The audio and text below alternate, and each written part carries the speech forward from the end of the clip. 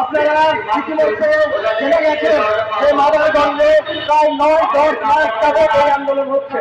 এই ৯-১০ মাসে পুলিশের টানা ৩ দিন ঘেরাও করে রেখেছিল মাদারগঞ্জের গ্রাহকেরা। এই ৯-১০ মাসে ঘেরাও করে রাখা হয়েছিল, এই আন্দোলনের মধ্যে একাধিক গ্রাহক মৃত্যুবরণ করেছে। তারপরেও কেন এই প্রশাসন আমাদের পক্ষে কথা বলছে না? এখান থেকে আমরা বলতে পারি আসলে প্রশাসন কেন কথা বলছে না? প্রশাসন কি ওই মালিক পক্ষের টাকা খেয়ে রেখে বসে আছে কিনা, নাকি জামাতে ইসলাম সাথে জড়িত থাকায় এই জামাতে ইসলাম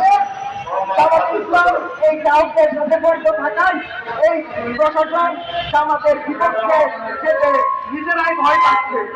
ফলে আমরা